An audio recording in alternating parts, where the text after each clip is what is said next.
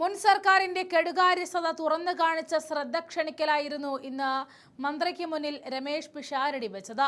വികസനം നടത്തിയെന്ന് പുറമോടി കാണിച്ച പിണറായി സർക്കാർ അകമോടി ഭംഗിയാക്കിയില്ല എന്ന സത്യമാണ് ഇവിടെ പിഷാരടി തുറന്നു കാണിച്ചത്.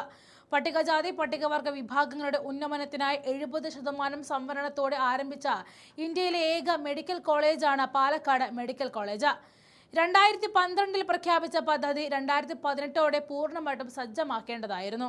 എന്നാൽ ഹോസ്പിറ്റൽ ബ്ലോക്ക്, മോർച്ചറി, ലാബ് സൗകര്യങ്ങൾ, ഗ്യാസ് പൈപ്പ് ലൈൻ തുടങ്ങിയ നിർമ്മാണ പ്രവർത്തനങ്ങളുടെ വലിയൊരു ഭാഗം ഇന്നും അപൂർണമായിട്ട് തുടരുന്നുവെന്ന് രമേശ് പിഷാരടി ചൂണ്ടിക്കാണിച്ചപ്പോഴായിരുന്നു അതിന് മന്ത്രി മറുപടി കൊടുത്തത്. മുൻ സർക്കാരുകളുടെ കാലതാമസവും അനാസ്ഥയുമാണ് മെഡിക്കൽ കോളേജിന്റെ ഈ അവസ്ഥയ്ക്ക് കാരണമെന്നായിരുന്നു മന്ത്രി കെ തുളസി മറുപടി നൽകിയത്. മെഡിക്കൽ കോളേജിന്റെ വികസനത്തിനായി അടിയന്തരമായിട്ട് 97.39 കോടി രൂപയും പുതിയ തസ്തികകൾക്കായിട്ട് 38 കോടി രൂപയും ആവശ്യമാണ് എന്ന് മന്ത്രി അറിയിച്ചു. പ്രവർത്തനങ്ങൾ കാര്യക്ഷമമാക്കാൻ ജില്ലാ കളക്ടർ, MLA, MP എന്നിവരടങ്ങുന്ന ഒരു മോണിറ്ററിംഗ് കമ്മിറ്റി രൂപീകരിച്ചതായിട്ടും മന്ത്രി വ്യക്തമാക്കി. ഈ മെഡിക്കൽ കോളേജിനെ പൂർണ്ണ സജ്ജമാക്കാൻ ഏകദേശം 550 കോടി രൂപയുടെ കർമ്മ പദ്ധതിയാണ് സർക്കാർ ലക്ഷ്യമിടുന്നത് എന്നായിരുന്നു മന്ത്രി പറഞ്ഞത്. പണിതീരാത്ത മെഡിക്കൽ കോളേജ് ഉദ്ഘാടനം നടത്തിയും പൂർത്തിയാക്കാത്ത പാലങ്ങൾ റീൽസിന് വേണ്ടി നാടമുറിച്ചും കാണിച്ച കഴിഞ്ഞ സർക്കാരിന്റെ മുഖം മൂടി ഇവിടെ അഴിഞ്ഞു വീണിരിക്കുകയാണ്. സഭയിൽ പിഷാരടി പാലക്കാട് മെഡിക്കൽ കോളേജിന്റെ ആവശ്യം സഭയിൽ ഉന്നയിക്കുന്നതും മന്ത്രിയുടെ മറുപടിയും CPM നേരെയുള്ള ആയുധം തന്നെയാണ്. ഈ വിഷയത്തിൽ സഭയിൽ നടന്ന ആ രംഗങ്ങൾ ചേർക്കുന്നു, കാണാം. ശ്രീ രമേശ് പിഷാരടി, പട്ടികജാതി പട്ടികവർഗ പിന്നോക്കക്ഷേമ വകുപ്പ് മന്ത്രി. സാർ, അടിയന്തര ചികിത്സ ആവശ്യമുള്ള ഒരു മെഡിക്കൽ കോളേജിനെ കുറിച്ചാണ് സാർ എൻ്റെ സബ്മിഷൻ. പട്ടികജാതി പട്ടികവർഗ ക്ഷേമ പിന്നോക്ക വികസന വകുപ്പിന്റെ കീഴിൽ അവരുടെ ഉന്നമനത്തിന് വേണ്ടി 70% സംവരണത്തോടുകൂടി പണിത ഇന്ത്യയിലെ ഒരേ ഒരു മെഡിക്കൽ കോളേജാണ് പാലക്കാട് മെഡിക്കൽ കോളേജ്. അതിൽ ഇന്ന് മെഡിക്കൽ കോളേജിൽ നിന്ന് ജില്ലാ ഹോസ്പിറ്റലിലോട്ട് ആളുകളെ റെഫർ ചെയ്യുന്ന ഒരേ ഒരു മെഡിക്കൽ കോളേജായി ആ മെഡിക്കൽ കോളേജ് മാറിയിരിക്കുകയാണ്. 2 മുഖ്യമന്ത്രിമാർ പാലക്കാട് ജില്ലയിൽ നിന്ന് പല കാലങ്ങളിൽ ഉണ്ടായിട്ടുണ്ടെങ്കിലും ഉമ്മൻചാണ്ടി സാറിന്റെയും AP അനിൽകുമാർ സാറിന്റെയും ഷാഫി പറമ്പിലിന്റെയും ഒക്കെ ശ്രമഫലമായി 2012 ഈ മെഡിക്കൽ കോളേജ് പ്രഖ്യാപിച്ചത്. ഇനി അതിന്റെ ഒരു വേഗതയെക്കുറിച്ച്, ആ കാലത്തെ വേഗതയെക്കുറിച്ച് പറഞ്ഞാൽ 12 ഇത് പ്രഖ്യാപിച്ച് വെറും 3 കൊല്ലം കൊണ്ട് സ്ഥലം ഏറ്റെടുക്കലും അക്കാദമിക് ബ്ലോക്കിന്റെ നിർമ്മാണവും ഇന്ത്യൻ മെഡിക്കൽ കൌൺസിലിന്റെ അനുമതിയോടുകൂടി 3-ാം കൊല്ലം 100 വിദ്യാർത്ഥികൾ അടങ്ങുന്ന ഫസ്റ്റ് ബാച്ചും അവിടെ വന്നു. 2018 ഇത് പൂർണ്ണമായും സജ്ജമാക്കണമെന്ന ഉദ്ദേശത്തോടുകൂടി 559 കോടി രൂപ തുടർ നടപടിക്ക് DPR അനുമതി നൽകി ഇവിടെ വച്ച് ഭരണം മാറി. സാർ, ഇനിയുള്ള 10 കൊല്ലത്തെ കെടുകാര്യസ്ഥത പറയാൻ എൻ്റെ വളരെ കുറച്ച് സമയങ്ങളേ ഉള്ളൂ. ഹോസ്പിറ്റൽ ബ്ലോക്കിന്റെ പൂർത്തീകരണം 7 വർഷവും 9 മാസമായിട്ട് പൂർത്തിയായിട്ടില്ല. അഡീഷണൽ വർക്ക് തീർന്നിട്ടില്ല. ബോയിലർ മെയിൻ ഫോൾഡിംഗ് ബിൽഡിംഗ് തീർന്നിട്ടില്ല. മോർച്ചറി ബിൽഡിംഗ് തീർന്നിട്ടില്ല. സീവേജ് ആൻഡ് ഡ്രെയിനേജ് തീർന്നിട്ടില്ല. ഇലക്ട്രോണിക്സ് വർക്ക് തീർന്നിട്ടില്ല. ഇലക്ട്രിക്കൽ തീർന്നിട്ടില്ല. ഇന്റേണൽ റോഡിന്റെ പണി തീർന്നിട്ടില്ല. ഗ്യാസ് പൈപ്പ് ലൈൻ സിസ്റ്റം തീർന്നിട്ടില്ല. STP തീർന്നിട്ടില്ല. Modular lab installation, power laundry, ഇതൊന്നും പൂർത്തീകരിച്ചിട്ടില്ല. ഹോസ്റ്റലിന്റെയും വിദ്യാർത്ഥികളുടെയും കാര്യം വലിയ പ്രശ്നമാണ്. കാഷ്വാലിറ്റി സൗകര്യങ്ങൾ വളരെ കുറവാണ്. അതുകൊണ്ട് തന്നെ അവിടെ പഠിക്കുന്ന വിദ്യാർത്ഥികൾക്ക് പ്രവൃത്തി പരിചയം ഉണ്ടാകുക എന്ന് പറയുന്നത് വലിയ പാടാണ്. ഇത്തരത്തിൽ പൂർണ്ണമായും അനാസ്ഥ കൊണ്ട് ഒരു മെഡിക്കൽ കോളേജ് വളരെ ദുരവസ്ഥയിൽ നിൽക്കുന്നതാണ് പാലക്കാട് ഇപ്പോൾ നമ്മൾ കാണുന്നത്. സാർ, ഇത് നമ്മുടെ ഈ ഒരു ഭരണകാലത്ത് ഈ മെഡിക്കൽ കോളേജിനെ നമ്മൾ എന്ത് ദീർഘവീക്ഷണത്തോടു കൂടിയാണോ ഇത് അവിടെ എത്തിച്ചത്, അതിന്റെ പൂർണ്ണമായി സജ്ജമായ രീതിയിൽ പൂർത്തീകരിച്ച് തരണം എന്നാവശ്യപ്പെടുന്നതിന് വേണ്ടിയിട്ടാണ് ഞാൻ ഇത്തരത്തിലൊരു സബ്മിഷൻ ഇവിടെ അവതരിപ്പിക്കുന്നത്. അത് ദയവ് ചെയ്ത് നടപടി ഉണ്ടാകണമെന്ന് അഭ്യർത്ഥിക്കുന്നു. ബഹുമാനപ്പെട്ട മിനിസ്റ്റർ. ബഹുമാനപ്പെട്ട അംഗം ശ്രീ രമേശ് പിഷാരടി ഉന്നയിച്ച വിഷയം വളരെ ഗൗരവമുള്ളതും ഏറ്റവും അടിയന്തരമായിട്ട് പരിശോധിക്കപ്പെടേണ്ടതുമായിട്ടുള്ള വിഷയമാണ്.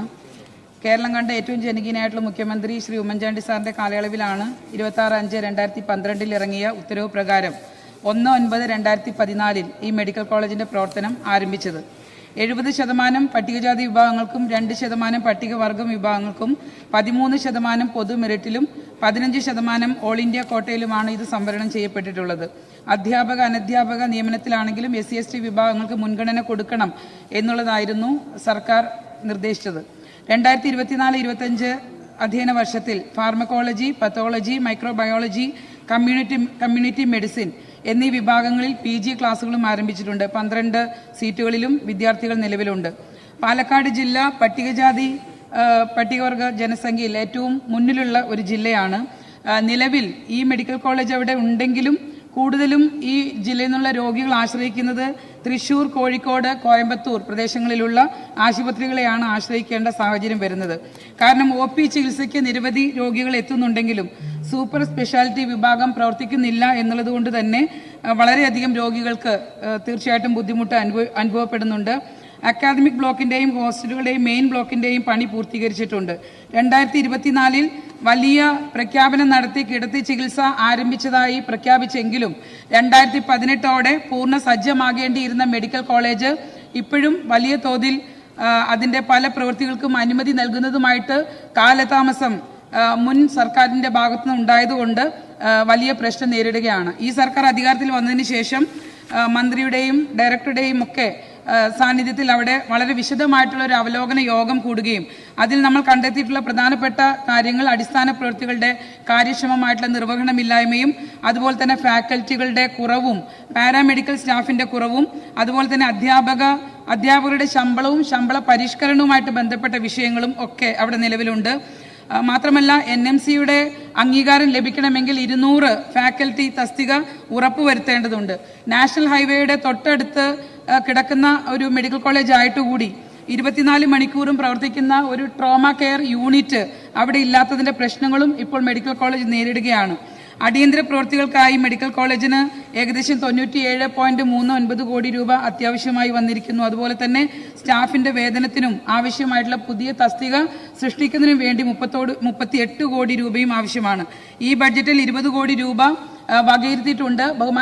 ധനകാര്യ വകുപ്പ് കൈകാര്യം ചെയ്യുന്ന ബഹുമാന്യനായിട്ടുള്ള മുഖ്യമന്ത്രി മെഡിക്കൽ കോളേജിന് ഒരു പണത്തിന്റെ കുറവ് കൊണ്ട് അതിലൊരു പ്രശ്നവും വരില്ല എന്നുള്ളത് ഉറപ്പ് തന്നിട്ടുണ്ട്. അതുകൊണ്ട് ഞങ്ങളവിടെ ചെന്ന സമയത്ത് നാഥനില്ല കളരി പോലെ കിടക്കുന്ന ഒരു മെഡിക്കൽ കോളേജിനെയാണ് കാണാനായിട്ട് സാധിച്ചത്. അപ്പോൾ ഏറ്റവും ആ മീറ്റിംഗിൽ തന്നെ ഒറ്റപ്പാലം RDO കൺവീനറായി സ്ഥലം MP-യെയും സ്ഥലം MLA-യെയും അതുപോലെ തന്നെ പാലക്കാട് ജില്ലാ കളക്ടറെയും SC വകുപ്പ് ഡയറക്ടർ അതുപോലെ തന്നെ മെഡിക്കൽ കോളേജ് ഡയറക്ടർ എന്നിവരെ ഉൾപ്പെടുത്തി ഒരു മോണിറ്ററിംഗ് കമ്മിറ്റി അവിടെ രൂപീകരിക്കുകയുണ്ടായി. കഴിഞ്ഞ 9 വർഷക്കാലമായി കഴിഞ്ഞ 2 ടേമുകളായിട്ട് ഇരുന്ന LDF സർക്കാർ ആ മെഡിക്കൽ കോളേജിന്റെ ഒരു പ്രവർത്തനത്തിലും ഒരു മീറ്റിംഗിന് പോലും സ്ഥലം MP-യെയോ MLA-യെയോ വിളിച്ചിരുന്നില്ല എന്നുള്ള യാഥാർത്ഥ്യം നമ്മൾ തിരിച്ചറിഞ്ഞു. അത് കടുത്ത അനീതിയാണ്. മാത്രമല്ല നമ്മളൊരു പ്രവർത്തനം നടത്തുമ്പോൾ ഇത്രയും വലിയൊരു പ്രൊജക്റ്റായിട്ട് കൂടി അതിന്റെ പ്രവർത്തനങ്ങൾ സ്ഥലം MLA-ക്കും MP-ക്കും ഒക്കെ ഒരു തരത്തിലുള്ള അവരുടെ അഭിപ്രായം പോലും പറയാൻ കഴിയാത്തൊരു സാഹചര്യം ഉണ്ടായത് വളരെ ഗുരുതരമായിട്ടുള്ള ഒരു വീഴ്ചയാണ് എന്ന് തിരിച്ചറിഞ്ഞുകൊണ്ടാണ് നമ്മൾ ഈ കമ്മിറ്റി രൂപീകരിച്ചത്. 10 ദിവസം കൂടുമ്പോൾ ആ കമ്മിറ്റി ഇപ്പോൾ കൃത്യമായിട്ട് അവലോകനം നടത്തിക്കൊണ്ടിരിക്കുന്നുണ്ട്. എന്ന് മാത്രമല്ല നമുക്കിനി മെഡിക്കൽ കോളേജ് ഏറ്റവും പൂർണ്ണ സജ്ജമാകണമെങ്കിൽ ഏകദേശം 550 കോടി രൂപ ആവശ്യമായിട്ട് വരുന്നുണ്ട്. വലിയ ബൃഹത്തായിട്ടുള്ള ഒരു കർമ്മ പദ്ധതിയാണ് ഈ മെഡിക്കൽ കോളേജിനെ ജനങ്ങൾക്ക് വേണ്ടി പൂർണ്ണ സജ്ജമാക്കുന്നതിന് വേണ്ടി നമുക്ക് ആവശ്യം വരുന്നത്. കഴിഞ്ഞ സർക്കാരിന്റെ കാലയളവിൽ സിസ്റ്റം തകരാറാണ് എന്ന് പറഞ്ഞുകൊണ്ട് ജനങ്ങളുടെ മുന്നിൽ കൈമലർത്തുന്ന മന്ത്രിമാരല്ല ഈ UDF സർക്കാരിന്റെ കാലത്ത് എന്നുള്ളത് വളരെ ആത്മാർത്ഥതയോടുകൂടി പറയാൻ ഞാൻ ആഗ്രഹിക്കുകയാണ്. കാരണം നമ്മളെ ജനങ്ങൾ വോട്ട് ചെയ്ത് ജയിപ്പിച്ചത് നമ്മുടെ സിസ്റ്റം തകരാറാണ്, അതുകൊണ്ട് നമുക്ക് പ്രവർത്തിക്കാൻ കഴിയില്ല എന്ന് നമുക്ക് പറയാൻ സാധിക്കില്ല. ആ ഉത്തരവാദിത്വം ഏറ്റെടുത്തുകൊണ്ട് ഈ മെഡിക്കൽ കോളേജിന്റെ രോഗം തീർച്ചയായിട്ടും വകുപ്പ് സർക്കാർ തിരിച്ചറിഞ്ഞിട്ടുണ്ട്. അതിന് അടിയന്തരമായിട്ട് ചികിത്സ കൊടുക്കും എന്ന് എല്ലാവരോടും പറഞ്ഞുകൊണ്ട് ബഹുമാനപ്പെട്ട അംഗത്തിന് ഈ മറുപടി തൃപ്തികരമായിരിക്കും എന്ന് പ്രതീക്ഷിച്ചുകൊണ്ട് നിർത്തട്ടെ. നന്ദി.